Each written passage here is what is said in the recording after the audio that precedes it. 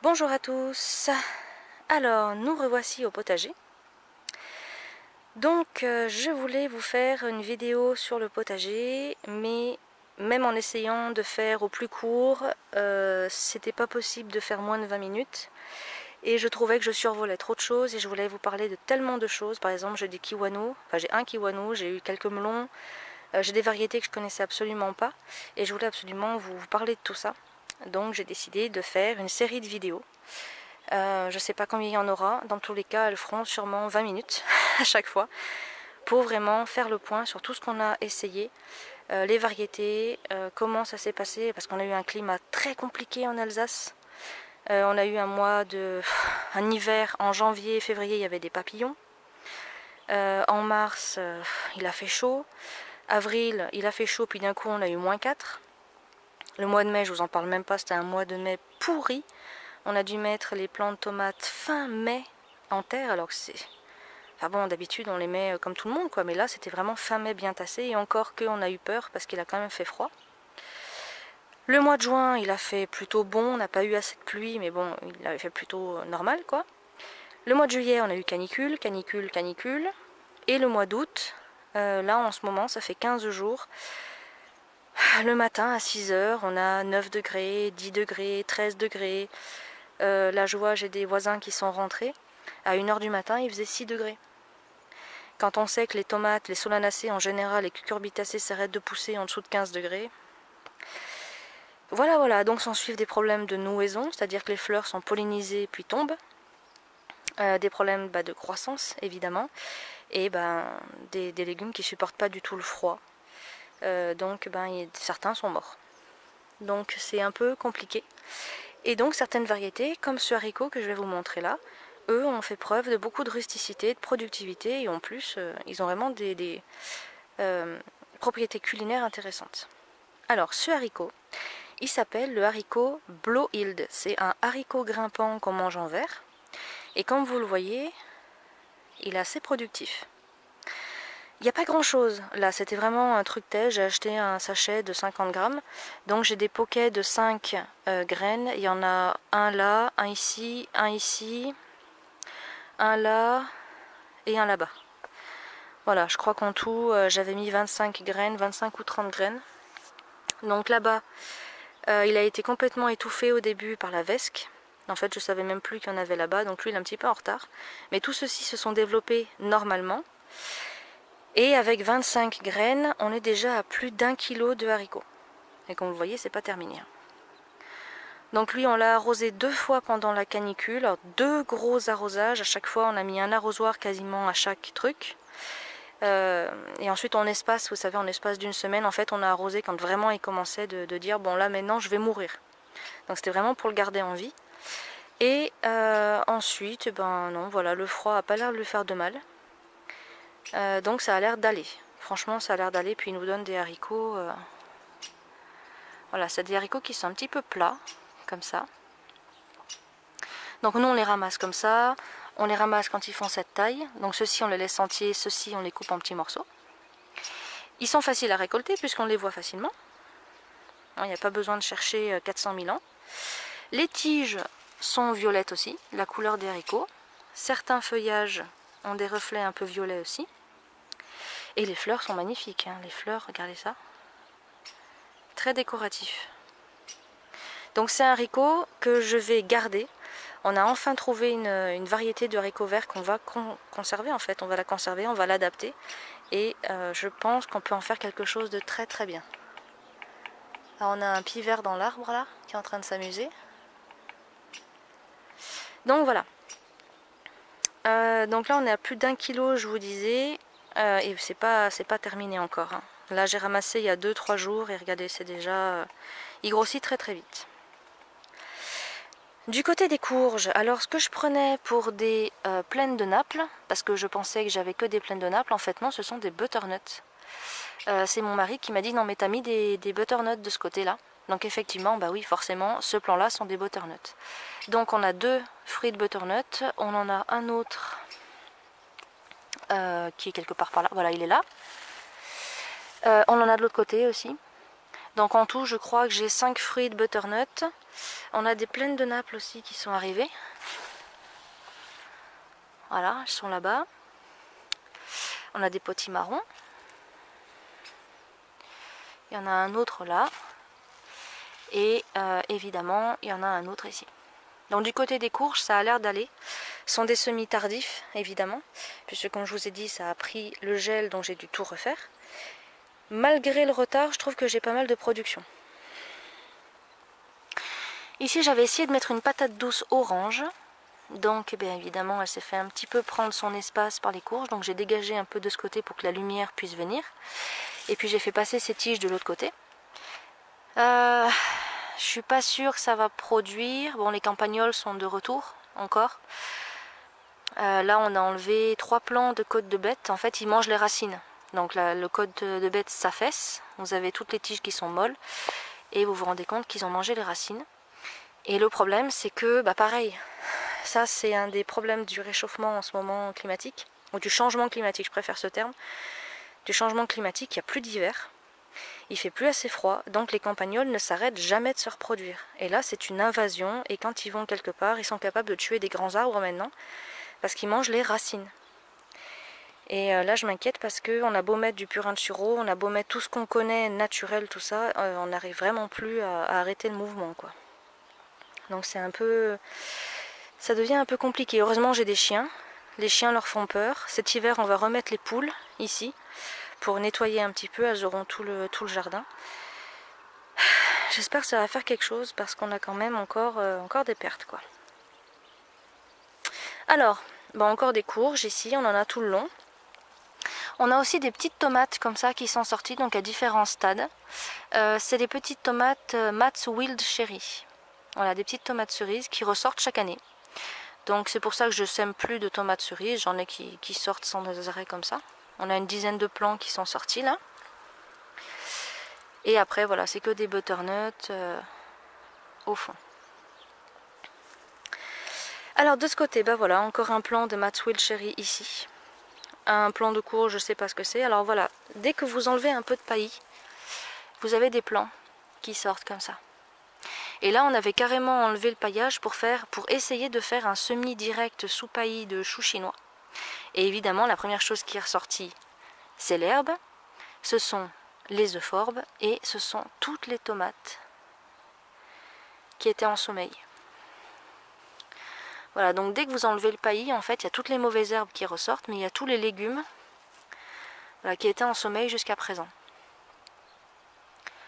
Ça peut être intéressant d'enlever le paillis et de laisser faire, voir ce qui sort, si vous laissez les fruits sur place, que moi c'est ce que je fais, les tomates elles restent sur place et puis elles se débrouillent après. Hein.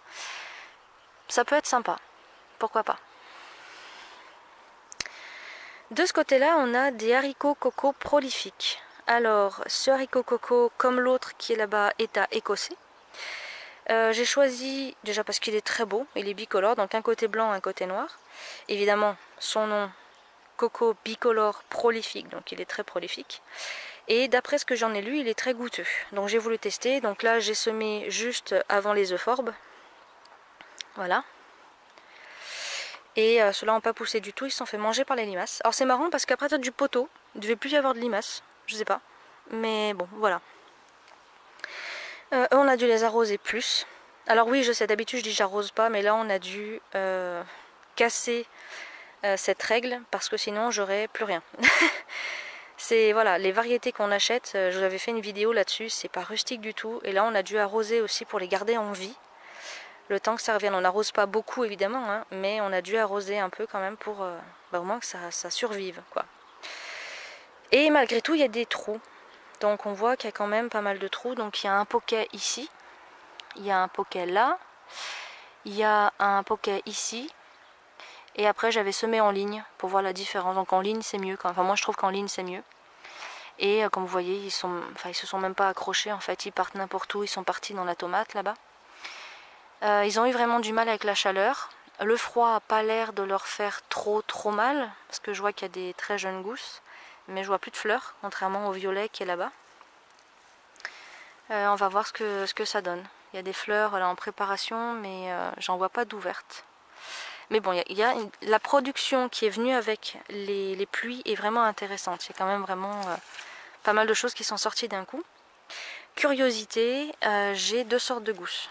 J'ai des très courtes avec 2 grains à l'intérieur et des très longues avec plein de grains à l'intérieur. Est-ce que je me suis trompée et j'ai semé 2 variétés au même endroit? Ça m'étonnerait, puisqu'il y aurait beaucoup plus de comme ça. J'en ai que quelques-unes. Voilà, il y en a une là, il y en a une là, là il y en a une là aussi qui est un peu desséchée.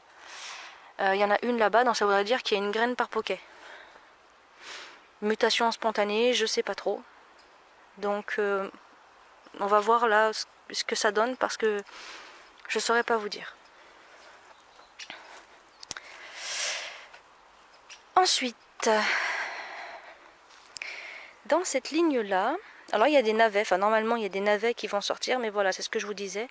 Dès qu'on enlève le paillis, et ben tout ça ce sont des euphorbes et ça ce sont des tomates. Voilà, donc tout ça évidemment je vais attendre un peu puis je vais l'arracher. Voilà, d'autres tomates ici. Et là j'attends que les navets sortent à leur tour. On paillera, j'ai fait des lignes, donc après j'aurai juste à pailler, on voit que ça commence de sortir ici là. Donc après je paillerai entre les lignes, mais là j'attends que ça pousse. Mats Wild Cherry, donc vous voyez ça prend quand même de la place. Ceux-là sont là depuis le début. Ils sont là depuis début mai. Voilà, il y en a un autre là-bas qui prend toute cette place là. C'est pas mal. Là j'avais fait des semis, alors pareil les limaces me les mangeaient au fur et à mesure, donc c'est bien les poules, hein. Je vais les faire re-rentrer cet hiver. Les limaces sont revenues, donc j'avais fait semis sur semis sur semis, et à chaque fois ça ne sortait pas. Au bout d'un moment j'en ai eu marre, j'ai mis carrément une poignée de graines ici. Et il y en a 4 qui sont sortis dans le même trou. Alors je ne sais pas ce que c'est, normalement ce sont des sucrines, mais je n'en sais rien, parce que j'en avais tellement marre de ressemer, que au bout d'un moment j'ai jeté comme ça, et il y a un petit peu de tout. Donc c'est peut-être des potimarrons, c'est peut-être des sucrines, j'en sais absolument rien. Il y a des fois comme ça, j'en ai marre, je pète un câble et puis je mets des graines et puis voilà quoi. C'est... voilà, c'est moi quoi. De ce côté, grosse planche bordélique. Là il y a des choux cavaliers, je savais pas où les mettre, donc je les ai mis là. Donc chou cavalier vert. Il y a un chou paumé quelque part, mais il porte bien son nom parce que du coup je l'ai paumé. Non, je sais pas, peut-être lui là-bas. Oui voilà, c'est lui. Derrière, on a donc les cocos de la Meuse. Alors là, j'avais fait toute la ligne. Entièrement. Jusque là. Et il y a des manqués. Donc voilà, chaleur, limaces. Voilà, ça fait un peu ce problème-là. Malgré tout, je trouve que là, comme d'habitude, les dernières pluies ont fait vraiment du bien. Puisque à ce niveau-là, on a vraiment pas mal de gousses qui sont arrivées. Donc on est quand même bien content. Donc coco de la Meuse, c'est un petit grain qui est complètement lit de vin, voilà, couleur lit de vin, très rond, très productif normalement, donc écoutez, on verra ça, et normalement très bon. Donc ce sera peut-être une variété à écossais qu'on va conserver, pour l'instant on va déjà la goûter. Dans les courges, il y a une Styria-nules de l'autre côté, alors ça je vais vous montrer, et là de ce côté, alors je sais pas, j'ai jamais semé de sucrine à la maison, et comme je me méfie beaucoup des variétés que j'ai achetées, moi je pense que c'est une sucrine, parce que la plaine de Naples ressemble pas à ça. Donc je sais pas, il me semble que c'est une sucrine. Voilà, on va voir ce que ça donne. Donc oui voilà, le chou paumé il est là. On a des tomates de ce côté, alors on a des Roman Zebra, et on a des Prudence Purple. Et malgré le fait qu'elles soient complètement prises dans les courges et qu'elles soient, voilà, je sais pas, tutorées, voilà, elle nous fait des beaux fruits. Donc on en a mangé quelques-uns. Déjà la Prudence Purple, je la trouve vraiment très rustique parce que les plants sont dans un état pitoyable quand même, hein. Ils sont complètement en dessous. On les a attachés avec les ficelles qu'on a autour des bottes de paille. Puis au bout d'un moment on a arrêté. D'ailleurs vous voyez, elle se débrouille toute seule, elle monte jusque là, hein. Donc c'est vraiment une tomate qui fait des gros fruits roses, qui sont très bons. On les a mangés en tomate farcie, ils sont excellents. On les a mangés en salade, ils sont excellents. Et en plus, elle se débrouille, quoi. C'est vraiment, elle, on va la garder aussi, hein. Feuillage de pommes de terre, très intéressante variété. Ensuite, donc là, je passe de l'autre côté. Ici, on a les haricots chèvriers verts. Donc ce sont des flageolets à écossais. Voilà, donc comme d'habitude la chaleur leur avait pas plu, on a fait quelques arrosements. Et bon, ça a l'air d'aller maintenant. Pareil, les pluies leur ont fait un bien fou. Ils ont poussé d'un coup, ça a fait une verdure incroyable. Et on a plein de gousses un petit peu partout. Et comme il y avait des trous, oui, parce que normalement ils étaient censés pousser bien au milieu de la butte, mais ils ont tous poussé sur le côté. Donc là il y avait des trous. J'ai mis des haricots nains violets à manger en verre. Et je sais pas si c'est la couleur violette qui fait ça, mais ils ont rattrapé les autres. Ils ont été semés bien après, hein. Ceux-ci ont été semés en mai, normal, et ceux-ci ils ont été semés le mois dernier. C'est incroyable, je ne sais pas si c'est le gène violet qui fait ça, mais entre les grimpants et les nains, c'est super. Donc ils ont déjà des fleurs. Bon, ils n'ont pas galéré non plus, il n'y a pas eu de canicule, en plus ils ont eu des pluies juste après avoir été semés, ils ont été aidés. Mais quand même, hein, je trouve que c'est pas mal. Donc voilà, des violets, il y en a là-bas aussi. Donc eux, ils sont hauts, ils ne s'affaissent pas, comme les autres pour l'instant. Alors de ce côté là je sais pas, je crois que c'est un potimarron. Ah attendez, il y a peut-être une fleur femelle. Non, c'est encore une fleur mâle. Donc je ne sais pas, je pense que c'est un potimarron. Bon là il y a une courgette qui est sortie, mais je pense que je vais l'enlever parce qu'elle est juste à côté de la pépo. Ça m'embête un petit peu. Donc voilà, c'est ce que je vous disais. Alors celle-là, je vous avais dit que j'avais eu 3 graines de Styrian Ules. Et donc j'ai fait 3 plants. Évidemment, il y en avait 2 qui allaient plus ou moins bien, il y en avait un qui n'était pas top. Donc les 2 qui allaient bien, je les ai mis là-bas au fond. Et je pensais avoir mis le 3e, seulement non, le 3e je l'avais mis là. Et regardez ça. C'est beaucoup plus gros que la Lady Godiva, hein. Il est énorme. Ce fruit est énorme. Donc lui il n'a pas été pollinisé manuellement, puisque je ne savais pas ce que c'était. J'ai percuté plus tard en fait, à la vue des petits dessins comme ça et le fait qu'il devenait jaune. Je me suis dit, mais attends, la seule courge que je connais en pépo en plus dans mon jardin, c'est la styriane. Donc le premier fruit a poussé comme ça, tranquille, le châtre tout seul, en fait. Et j'ai attendu qu'il me fasse d'autres bébés. Bon, par contre, elle en fait pas... Voilà, il y a vraiment une distance très grande entre les fruits. Mais voilà, elle m'a fait un 2e fruit. Donc c'est très caractéristique, cette espèce de brodage ici, avec ces lignes, comme ça. Donc styriane, celui-là a été pollinisé manuellement, donc je vais pouvoir récupérer les graines. Malheureusement, je n'ai qu'un seul plant, donc côté génétique, ça va pas être top. Alors je me disais, pourquoi ne pas la croiser avec la Lady Godiva? Parce que j'ai 3 plants de Lady Godiva qui sont en retard. Et parce qu'ils ont été semés bien après les styrianes, du coup quand les styrianes sont morts, j'ai semé des Lady Godiva. Mais du coup c'était vraiment tard, très tard, c'était mi-juin je crois. Donc voilà, je me suis dit pourquoi pas les croiser. Et c'est des courges à graines nues les deux, c'est des pépos toutes les deux. Pourquoi ne pas essayer? Après oui, je pourrais racheter des graines de styriane, pourquoi pas. Mais bon, je sais pas, je vais voir ce que je vais faire. Donc voilà, donc très gros fruits. On ne mange que les graines. Les graines n'ont pas de coque autour, elles sont nues, comme le nom l'indique, hein. Donc on peut les manger dès qu'elles sont sorties de la courge, ou on peut les faire sécher pour les garder. Nous on a encore des graines de Lady Godiva l'année dernière, ça n'a absolument rien à voir avec ce qu'on achète. Elles sont sucrées, elles sont pas du tout amères. Un bonbon quoi. Donc là je vais attendre d'autres fruits, je vois qu'il y a une fleur, non c'est une fleur mâle ça. Ah bah voilà, il y a une fleur femelle en dessous là-bas. Je vais voir. Je pense que je vais faire un petit croisement maison. Voilà, donc bah écoutez, je crois que je vais arrêter cette vidéo ici. Comme ça on fait les 3 planches et puis on repart sur autre chose. Et je vais commencer donc avec toutes les tomates test qu'on a fait, qui sont dans l'ossature bois.